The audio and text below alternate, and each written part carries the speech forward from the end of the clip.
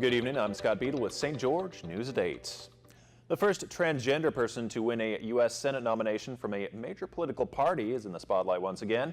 Misty K. Snow announces she is running for Utah's 2nd Congressional District. Snow announced this morning she is running on the Democratic ticket for the seat currently held by Republican Representative Chris Stewart.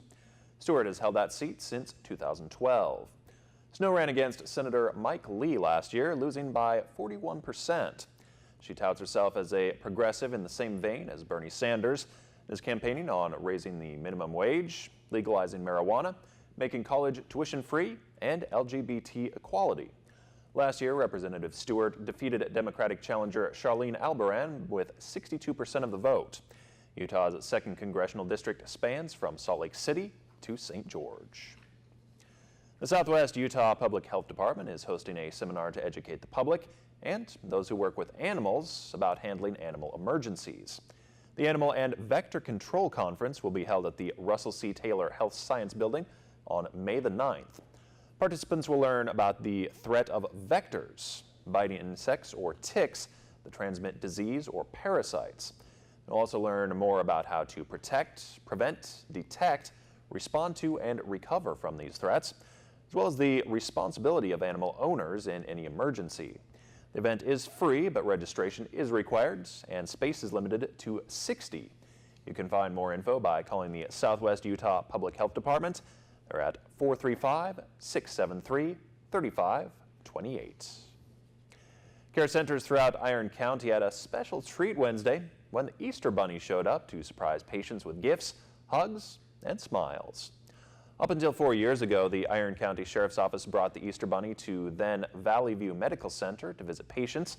But in 2014, deputies decided to do something a little different and instead went to every care center in the county. Wednesday was no different, with the Easter Bunny hopping down the bunny trail to visit 5 different locations. The program is sponsored by the Easter Bunny Foundation, a nonprofit organization set up in 33 states. The 8th edition of the popular 6 Hours in Frog Hollow mountain bike race is set for this Saturday near Virgin. The annual event, known for its swift course and participants' zany costumes, features a 13.5-mile course taking riders through the beautiful southwestern Utah terrain. The race always attracts riders of all skill levels as the course is fast, fun, and not that technical. An estimated 90% of riders come from out of town. The excitement all begins at 9 a.m. Saturday, and you can even register the day of. For more information, including how to get to the race location, visit 6hoursinfroghollow.com. Now to Washington and new details in the fight against ISIS. The U.S. military dropped one of the largest non-nuclear bombs in its inventory on an Islamic State tunnel complex in eastern Afghanistan today. The 22,000-pound bomb has been called the mother of all bombs. Janae Norman is in Washington with the latest. The mother of all bombs. The GBU-43 is a large, powerful, and accurately delivered weapon. ABC News has learned at 7 p.m. local time, the U.S. military dropped a GBU-43 seen here in a 2003 test, marking the first time the 22,000-pound bomb has ever been used in combat. The intended target, a series of ISIS cave complexes in eastern Afghanistan along the border with Pakistan. With this large munition, you're looking at kind of ensuring that the cave is destroyed with the first time go. This is the latest in the ongoing fight against ISIS. The United States takes the fight against ISIS very seriously, and in order to defeat the group, we must deny them operational space, which we did. The GBU-43 is the largest non-nuclear bomb in the U.S. military's arsenal. So large, it has to be carried in the cargo hold of a C-130 military plane and then rolled out the back door. This bombing comes less than a week after an American Special Forces soldier was killed during operations against the Islamic State in Afghanistan. The United States took all precautions necessary to prevent civilian casualties and collateral damage as a result of the operation. This was another very, very successful mission. The Pentagon says that strike was designed to minimize the risk to Afghan and U.S. forces during operations in the area, while maximizing the destruction of ISIS fighters and facilities. Chief Meteorologist Chris Summers has your Southern Utah forecast right after this.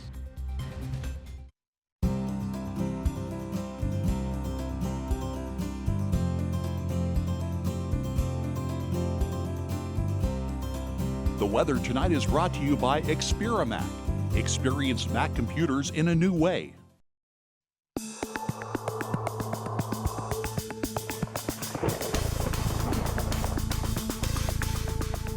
And welcome back, everyone. A good Thursday evening to you. Still have a wind advisory in effect for much of southern Utah, as we do see that wind advisory in effect till about 10 o'clock this evening.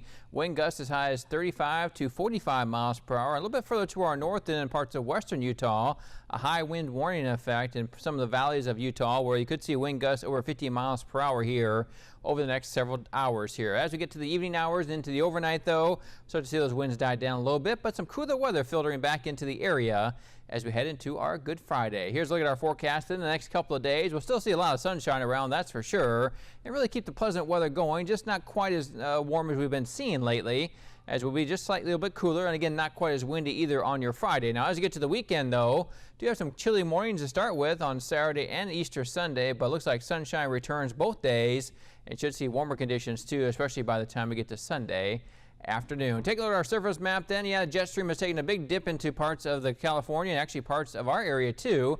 And with that dip in the jet stream then, we'll keep most of our activity as far as rain and that to our north, but bring a little bit of cooler air back into southern Utah here for at least a day, maybe 2 days, before we do start to warm it back up by the time we get to Easter Sunday, and that could last into early next week as well. Cedar City forecast for your Friday. Again, clear skies starting out at 38 degrees. Around 7 o'clock in the morning, up to 53 by noon, mostly sunny skies. Still looking at highs reaching 65, which is a couple degrees above where we should be, just not quite as warm as we've been seeing here lately. West-northwest winds only about 10 to 15 miles per hour throughout the day. For St. George and southern Utah, then your Friday forecast, again about 51 to start the day, mostly clear skies. 60 by noon, mostly sunny, and keeping that sunshine going into the afternoon. High temperature reaching about 74 degrees, west-southwest winds, again about 10 to 15 miles per hour, not as gusty as we saw for today. Here's your high temperatures around the area once again on Thursday. Again, very warm out there, 84 degrees.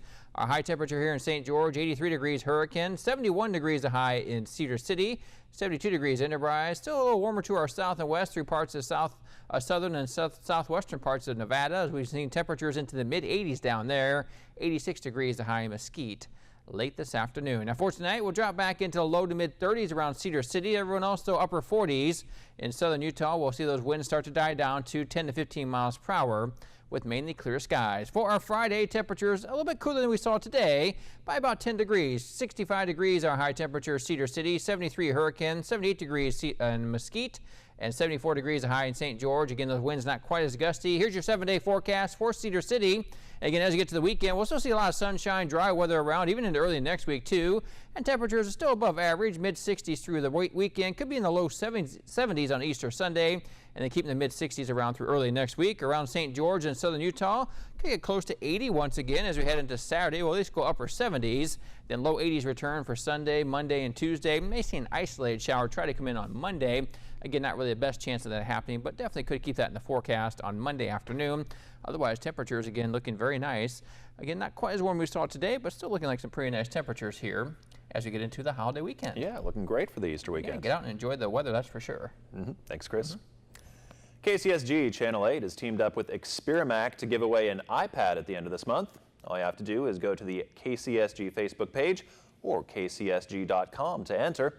Once you've entered, be sure to also use the keyword, which we will announce during each broadcast of the St. George News at 8, for an additional 30 entries. And tonight's keyword is Dixie. You may enter the giveaway every day until May 1st, so be sure to tune in each weeknight to the St. George News at 8 for the keyword of the day and more chances to win an iPad, courtesy of KCSG and Experimac. Still ahead, when a predator came calling, this goose wasn't cooked. The story when we come back.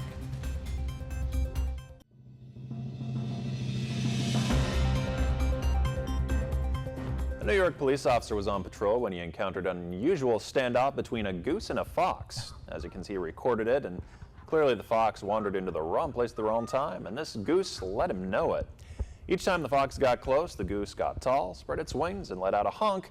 So eventually the fox decided enough was enough and left the scene. Smart fox right there. I'd say so. Thanks for watching. Hope you have a great night.